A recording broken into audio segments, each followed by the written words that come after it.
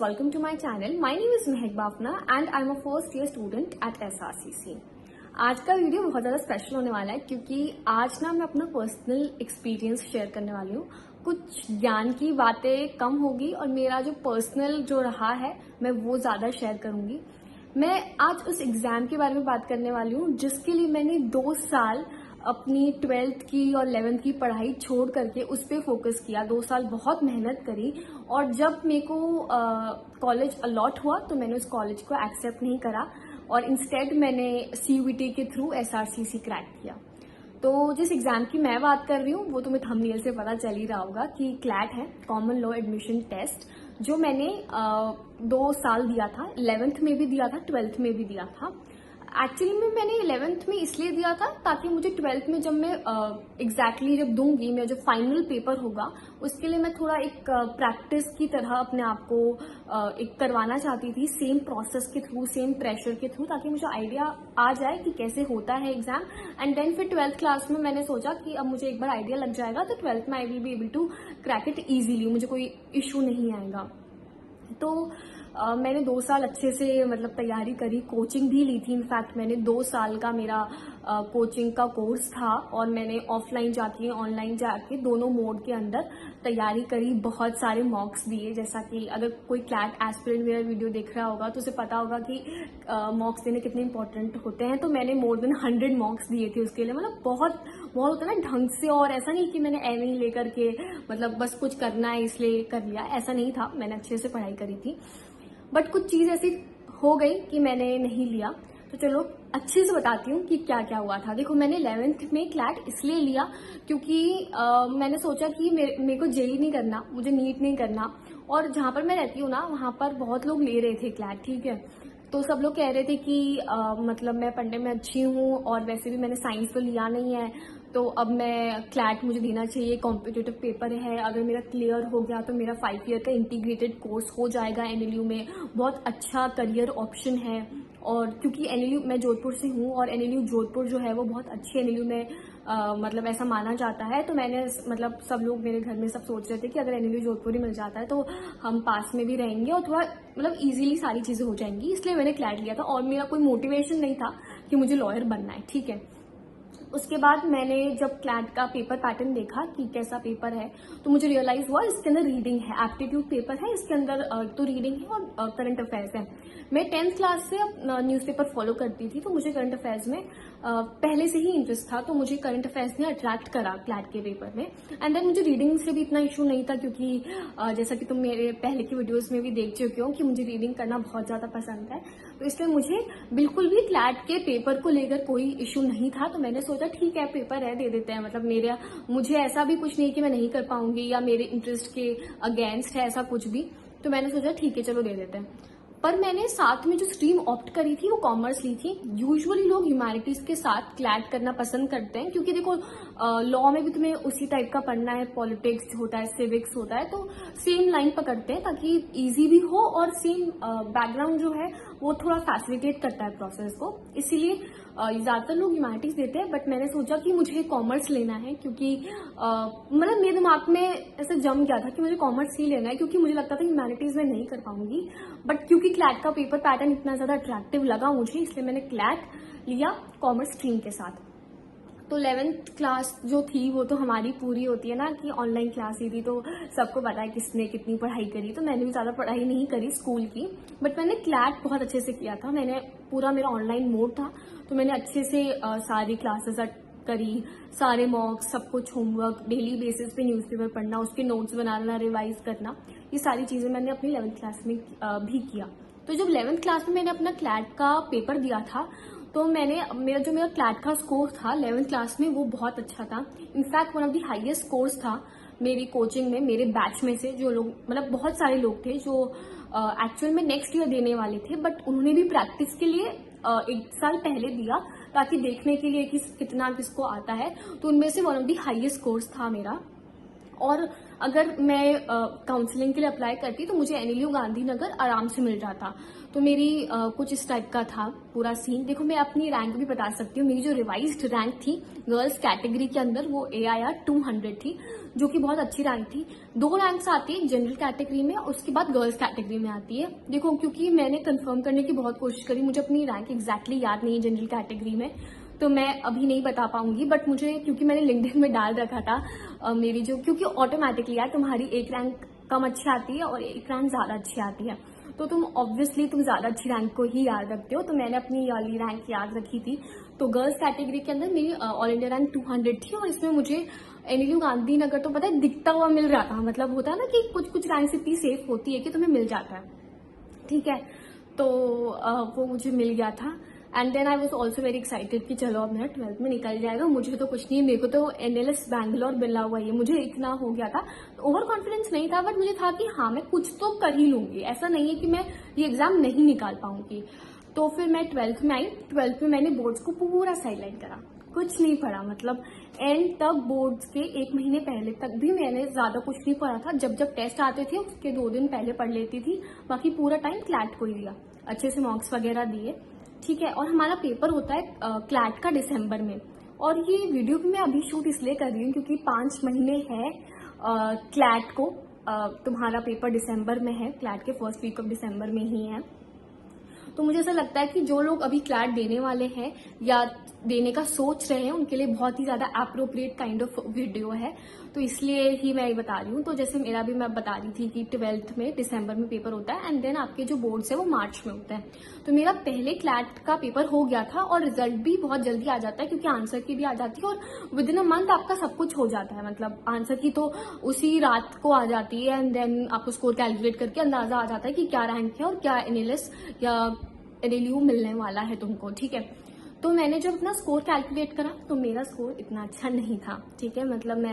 मतलब ये था कि ऑफ कोर्स क्रैक हो गया था, ऐसा भी कुछ नहीं था, बट जितना मैंने एक्सपेक्ट किया था, क्योंकि देखो मुझे याद है मेरे कुछ दिन एग्जाम्स के पहले मेरे कोचिंग वाले जो मेंटर्स थे उन्होंने मुझे बुला करके ऐसे बताया था कि हमें बिल्कुल भी ऐसा सरप्राइज नहीं होगा कि अगर तुम्हारी कोई AIR 1, 2, 3 भी आ जाए, क्योंकि तुममें उतना पोटेंशियल है। और एक्चुअली मेरे स्कोर्स भी अच्छे चल रहे थे और होता ना कि सब कुछ एकदम परफेक्ट था, और मैंने पहले भी एक बार क्लैट अच्छे से क्लियर करा हुआ था, तो उन्हें कॉन्फिडेंस था कि मैं अच्छे से कर लूंगी और मेरी तो कोई सिंगल डिजिट या डबल डिजिट रैंक आने वाली है।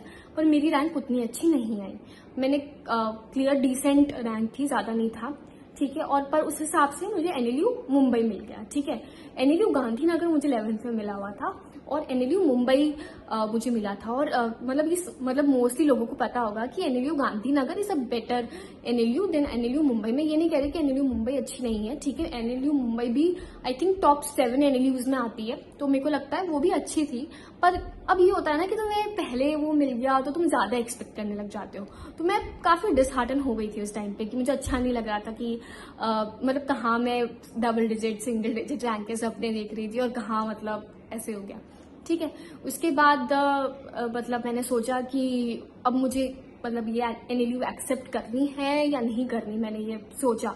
मतलब मुझे इतना वो हो गया था उस चीज से कि अब मुझे नहीं करना एनएलयू, बस हो गया। अब मतलब अब तुमने मुझे रिजेक्ट कर दिया है तो अब मैं नहीं आऊंगी। मतलब मेरे दिमाग में कैसा हो गया था कि यार ऐसे तो मुझे जाना था तो एनएलएस बैंगलोर में जाना था, और अगर मुझे उससे कम कुछ भी मिलता है तो I will not accept it. मैंने ये अपने दिमाग के अंदर बिठा लिया था कि जाना है तो एनएलएस बैंगलोर, नहीं तो फिर नहीं जाना है। तो अब क्योंकि एनएलएस तो मिला नहीं, तो फिर मैंने सोचा कि नहीं अब तो मेरे को नहीं करना है क्लैट। तो फिर मैंने सोचा कि चलो ठीक है अब तो हो गया, अब बोर्ड्स के लिए अच्छे से तैयारी करते। तो मेरे पास 1 महीना जितना भी था मैंने अपना सब कुछ अच्छे से कर लिया, जितना भी मैं कर सकती थी उतना मैंने कर लिया, और थैंकफुली मेरे बहुत अच्छे परसेंटेज भी आए, एंड देन मैंने CUT भी क्रैक कर लिया अच्छे से। तो ये तो मेरी पर्सनल जर्नी थी क्लैट को लेकर के। अब मैं थोड़ा सा ओवरव्यू देती हूँ कि क्लैट एग्जाम कैसा है। देखो मेरी मानो तो क्लैट तभी दो जब तुम श्योर हो कि तुम्हें लॉ ही परस्यू करनी है।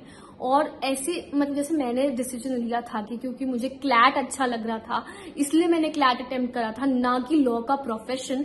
तो तुम्हें ऐसा नहीं करना चाहिए, ठीक है।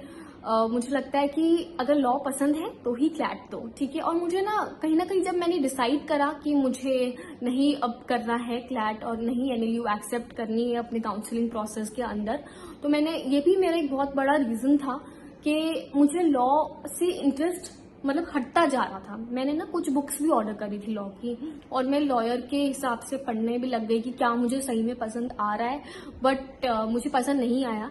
और क्योंकि मैंने कॉमर्स ले रखी थी साइड में, तो क्या हुआ कि कॉमर्स भी मुझे इतना अट्रैक्ट करा, मतलब अकाउंट्स वगैरह मुझे इतने ज्यादा पसंद आ गए। तो मैंने सोचा कि यार मेरे को जो अपनी करियर जिस फील्ड में बनाना है, मुझे वही फील्ड अभी चूज करनी पड़ेगी।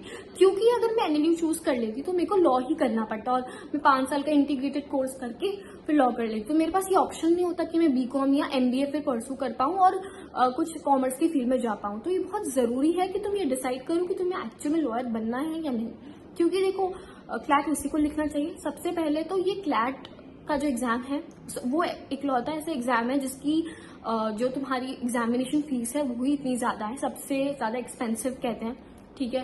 तो कोर्स भी बहुत एक्सपेंसिव है। अगर इसकी कोचिंग लो, देखो कोचिंग तो खैर सभी एग्जाम्स की एक्सपेंसिव होती है, तो इसकी भी एक्सपेंसिव है, बट इसका जो कोर्स है ना, मतलब जो एनएलयू की फीस है वो भी बहुत ज्यादा है। मतलब मुझे ऐसा लगता है कि ऐसे ही बिना कोई ठोस रीजन के तुम नहीं अपने आप को मतलब उसमें डाल सकते हो, क्योंकि वर्थ तो होना चाहिए ना उस चीज का। अगर तुम किसी चीज में 1 रुपया भी डाल रहे हो, एक इन्वेस्टमेंट कर रहे हो, तो उसमें रिटर्न्स आना चाहिए।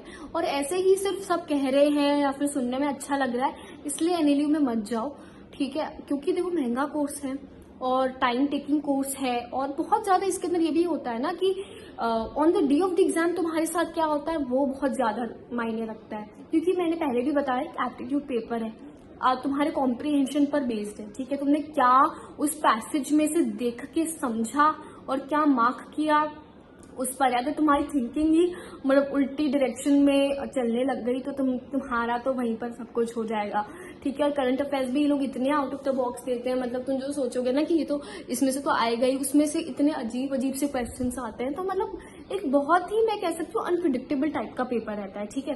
तो तुम उस पर 100% डिपेंडेंट नहीं रह सकते। तुमको उस पर तभी गैम्बल करना चाहिए जब तुम्हें ऐसा लगे कि हाँ मुझे किसी भी हालत में लॉ करनी है। क्योंकि देखो, ये तो मैं कह सकती हूँ कि लॉ अगर करनी है तो एनएलयू से करो, बहुत ही अच्छा है। बट अगर लॉ भी तुम में डाइसी हो तो बिल्कुल भी मत करो, मेरे हिसाब से तो टाइम वेस्ट है, पैसा वेस्ट है, और रिसोर्सेज बहुत खराब होते हैं। और तुम ये सोच रहे हो कि प्लेसमेंट ज्यादा अच्छी लगती है, तो भाई मैं बता दूं कि एनएलयू की प्लेसमेंट ठीक ठाक है। अगर तुम अच्छी मेहनत करोगे तो तुम दूसरे कॉलेज से भी अच्छी प्लेसमेंट निकाल सकते हो, ऐसा कुछ भी नहीं है। क्योंकि मैंने खुद ने जो है मतलब हाईएस्ट पैकेज जब चेक करा था तो मुझे कुछ डीयू के कॉलेजेस का पैकेजेस उनसे ज्यादा लगे थे। तो तुम ये उसमें मत डायलेमा में मत रहो कि हाईएस्ट पैकेज किसका मतलब कितना है। क्योंकि देखो वैसे भी वो एक इंसान का ही लगता है, 1 या 2 लोगों का लगता है, ज्यादा लोगों का लगता नहीं है। और पैकेज इतना भी अट्रैक्टिव नहीं है जितना तुम उस पर इन्वेस्ट कर रहे हो। तो उस पे मत रहो, तुम अपना इंटरेस्ट देखो। तुम्हें लॉ करना है, तुम्हें लॉ फॉर्म स्टार्ट करनी है, तुम्हारा बैकग्राउंड है लॉ में, तो तुम ये क्लैट एग्जाम दो। अगर मैं क्लैट एग्जाम के पेपर पैटर्न की बात करूं तो इसके अंदर 5 सेक्शन है, ठीक है।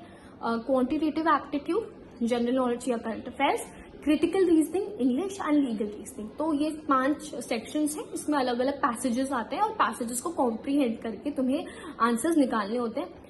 देखो बहुत डिफिकल्ट पेपर नहीं है, तुम 2-3 महीने की तैयारी से आराम से निकाल सकते हो। ये तो इन्होंने नया हाइप क्रिएट करा हुआ है कि 2 साल से करो, 2 साल करो, ताकि मतलब होता है ना कोचिंग बिजनेसेस भी फ्लरिश हो। ऐसा कुछ नहीं है, आराम से 2-3 महीने में निकाल सकते हो, ठीक है। मैंने एक इंसान से मैं सेंटर पे ऐसे भी मिली थी जो 15 दिन पहले जिसने तैयारी करनी स्टार्ट करी थी, उसने भी आराम से क्रैक कर लिया। तो कुछ उसमें दिक्कत नहीं आएगी। 24 एनएलयूज है, कहीं ना कहीं तो एडमिशन हो ही जाता है। और एक चीज मुझे और जो है वो कम अच्छी लगती है एनएलयू के बारे में कि एनआरआई कोटा जो होता है ना, उससे रिजर्वेशन देते हैं ये लोग। तो एनआरआई कोटा से जो रैंक इन्फ्लेशन होता है वो इतना गंदा होता है, मतलब इतना बुरा लगता है जब आप देखते हो कि अच्छा इस इंसान की एक्चुअल रैंक ये है और फिर एनआरआई कोटा लगा करके इतनी इन्फ्लेट हो गई। बहुत ही अजीब सा सिस्टम है, आई डोंट नो कैसे ये पॉसिबल है। और मैंने तो ये भी न्यूज में भी आया था इनफैक्ट कि जिसके माइनस मार्क्स भी है उसको भी एनएलयू में एडमिशन आराम से मिल रहा है। तो देखो एडमिशन एनएलयू में आराम से हो जाएगा, तुम ये देखो कि तुम्हें इंटरेस्ट है या नहीं है। कुछ भी डिफिकल्ट नहीं है। क्लैट सिर्फ 80,000 बच्चे बैठते हैं। देखो 80,000 बच्चे, मैं ये नहीं कह रही कि कंपटीशन इतना टफ नहीं है, पर ये नहीं है कि तुम्हारा हो नहीं सकता। तुम थोड़ी बहुत भी तैयारी करोगे तो निकल जाएगा, ठीक है। और अगर इस टाइप के कोटे चलते रहे, एनआरआई कोटा या रिजर्वेशन इस टाइप का चलता रहा, तो मुझे लगता है कि देखो कास्ट बेस्ड रिजर्वेशन ठीक है, वो to an extent it's fine, but NRI quota से एडमिशन देना, वो सैंक्टिटी जो है इंस्टीट्यूशन की वही खत्म हो जाती है उससे। अगर तुम्हें लग रहा है कि मैं बहुत ज्यादा कुछ गलत बोल रही हूँ तो गूगल करके देख लो यार। माइनस इंडियन एक्सप्रेस का एक आर्टिकल था जिसके अंदर ऐसे लिखा हुआ था कि माइनस मार्क्स है and then also those people got admission. तो ये आराम से हो जाता है, कोई भी दिक्कत नहीं आती, ठीक है। तो बस मेरा कहने का मतलब यही है, पसंद है तो क्लैट देना, तो तैयारी करना, तो टाइम स्पेंड करना, ठीक है।